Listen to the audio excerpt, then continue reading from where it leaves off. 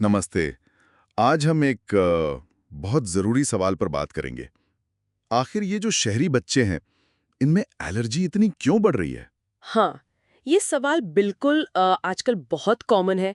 कई पेरेंट्स सोचते हैं इसके बारे में। और क्या इसका जवाब हमारे शरीर की अपनी कोशिकाओं में या शायद बचपन के माहौल में है? जी, और इसी दिशा में university of Rochester medical centre मतलब यूआरएमसी उनकी एक नई स्टडी आई है। अच्छा, हाँ, और ये एलर्जी जर्नल में पब्लिश हुई है, जो काफ़ी जानी-मानी पत्रिका है इस फील्ड में। तो क्या खास बात है स्टडी की?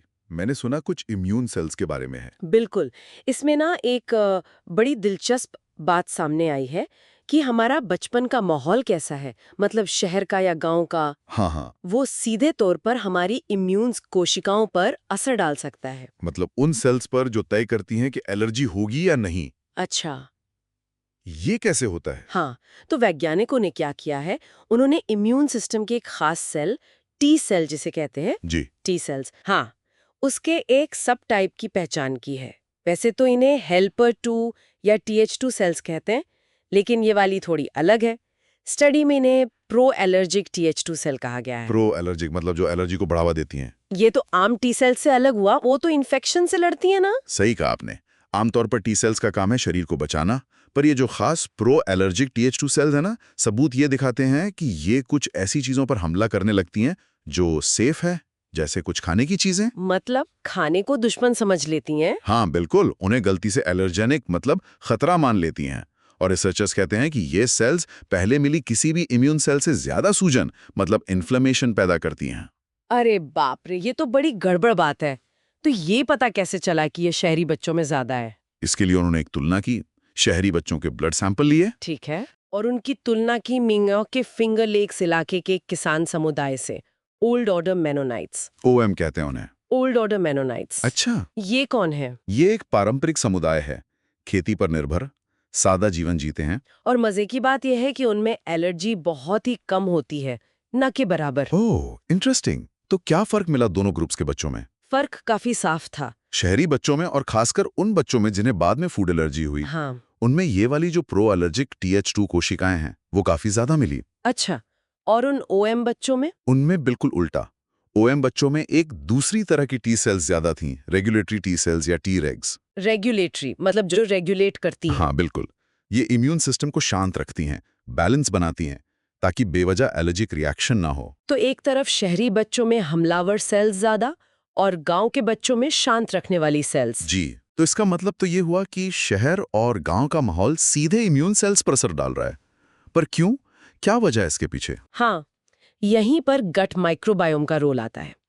हमारी आंतों में जो लाखों करोड़ों बैक्टीरिया और माइक्रोब्स होते हैं ना। हाँ, गट माइक्रोबायोम, सुना है इसके बारे में? हाँ, तो रिसर्चर्स का अंदाजा है कि दोनों ग्रुप्स के बच्चों का जो गट माइक्रोबायोम डेवलप होता है, उसमें जो फर्क है वो शायद एक बड़ा फैक्टर है। मतलब जैसे गांव में, खेतों में जानवरों के आसपास रहने से ज्यादा माइक्रोब्स का एक्सपोजर होता है। हाँ, बिल्कुल।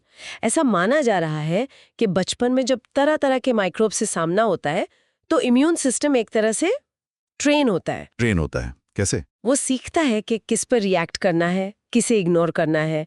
वो ज्यादा सहनशील मतलब टॉलरेंट बनता है। अच्छा। और शहरी माहौल जो शायद ज्यादा साफ सुथरा होता है, जहाँ माइक्रोबियल एक्सपोजर कम है, वहाँ इम्यून सिस्टम को ये ट्रेनिंग शायद ठीक से नहीं मिल पाती। तो वो छोटी छोटी चीजों पर भी ओवर रिएक्ट करने लगता है। एलर्जी का खतरा बढ़ जाता है। ये तो वाकई बहुत जरूरी फाइंडिंग लगती है। तो क्या इस पर और काम हो रहा है? हाँ, बिल्कुल हो रहा है। ये स्टडी असल में एक बड़े रिसर्च प्रोग्राम का हिस्सा है। इसे अमेरिका की जो बड़ी हेल्थ एजेंसी हैं, NIH और NIAID, हाँ, नेशनल इंस्टीट्यूट ऑफ हेल्थ। जी, उनसे काफी अच्छी फंडिंग मिली है। करीब $7 मिलियन का ग्रांट है। $7 मिलियन, काफी बड़ा अमाउंट है। हाँ, ताकि ओमाई और शहरी बच्चों के बीच ये जो पर्यावरण, माइक्रोबायोम और इम्यून सिस्टम के फर्क हैं, उन्हें और गहराई से समझा जा सके। असली मकसद है ऐसे फैक्टर्स ढूंढना जो हमें प्रोटेक्ट करते हैं, ताकि उन्हें भविष्य में एलर्जी रोकने के तरीकों में बदला जा सके। जैसे कि शायद प्रोबायोटिक्स या फिर माइक्रोबायोम को बेहतर बनाने वाले तरीके। हाँ, बिल्कुल। शायद इसी तरह के इलाज या बचाव के तरीके मिले। कोशिश यही है कि ऐसी स्ट्रैटेजी बने जिनसे बच्चों में शुरू से ही एक बैलेंस्ड इम्यून सिस्टम बने। तो अगर हम इसे समेटें तो ये स्टडी कह रही है कि शहरी बच्चों में एलर्जी ज्यादा होने के पीछे ये खास प्रो एलर्जिक इम्यून सेल हो सकती है, जी हाँ। और गांव के बच्चों में रेगुलेटरी सेल्स उनको बचाती हैं, और इसका कनेक्शन बचपन के माहौल और गट बैक्टीरिया से जुड़ा लगता है। बिल्कुल सही कहा आपने। ये हमारे शुरुआती जीवन के अनुभव और हमारे अंदर के माइक्रोब्स की दुनिया दोनों कितने जरूरी हैं ये दिखाता है। इस सबसे एक बड़ा सवाल मेरे मन में आ रहा है कि अगर बचपन का माहौल और माइक्रोबायोम हमारी इम्यूनिटी पे इतना असर डालते हैं, तो ये जो हमारी मॉडर्न लाइफस्टाइल है, हद से ज्यादा सफाई, प्रकृति से दूरी, बदला हुआ खानपान, ये सब अनजाने में हमारी सेहत पर और क्या लंबे असर डाल रहे होंगे। ये सोचने वाली बात है। क्या हमें एलर्जी और शायद दूसरी ऑटो इम्यून बीमारियों से बचने के लिए अपने माहौल, अपनी लाइफस्टाइल और अपने माइक्रोबायोम के साथ अपने रिश्ते को फिर से देखने की जरूरत है? ये सवाल वाकई बहुत महत्वपूर्ण है। शायद भविष्य का रिसर्च हमें इसके जवाब देगा।